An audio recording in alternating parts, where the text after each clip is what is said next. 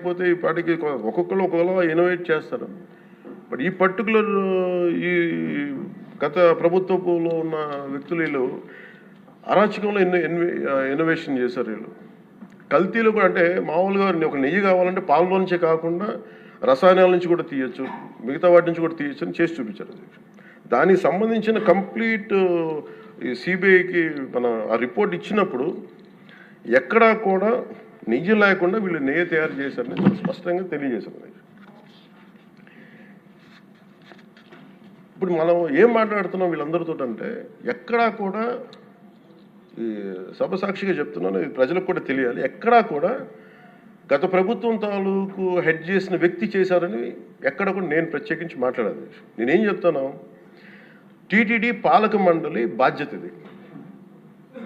మీరు కూర్చోబెట్టి మీరు బాధ్యత తీసుకొని వాళ్ళ పార్టీ ఆ ప్రభుత్వం స్థాపించినప్పుడు వాళ్ళ నియమించిన పాలక మండలి వాళ్ళు చేసిన తప్పులకి సింపుల్ ఏం చేయాలి అధ్యక్ష, ఒక ఇంటర్వ్యూలో కూడా నన్ను అడిగితే నేనేం చెప్పానంటే you mean to say you going to blame the person who headed the last government అంటే my intention is not that.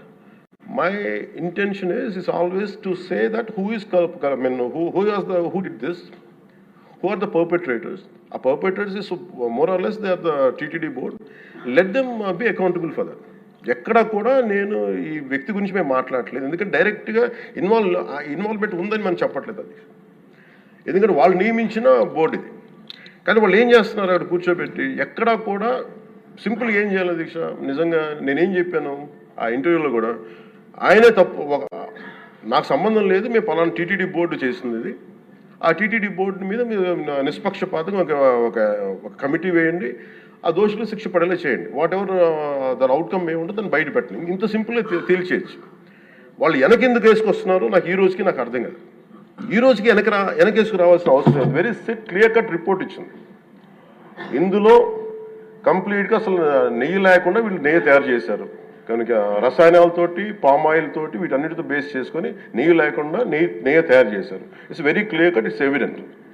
ఇప్పుడు ఎందుకు ఇంత డిస్కషన్ అవుతుంది అధ్యక్ష, మనందరం కూర్చోబెట్టి ఇంత సభా సమయాన్ని ప్రజలకు ఇవ్వాల్సింది కేవలం తిరుపతి లడ్డు గురించి ఎందుకు మాట్లాడాల్సి వస్తుందంటే, వాళ్ళు నిజంగా కనుక ఉప్పేసుకుని ఉంటే కల్తీ జరిగింది, దానికి తగ్గ లా ఏం కోర్స్ యాక్షన్ ఏం తీసుకోవాలో తీసేసుకుని అయిపోతుంటే దానికి ఎవరైతే పర్పెట్రేటర్స్ ఉన్నారో వాళ్ళకి ఆ శిక్షగా వెళ్ళిపోతారు.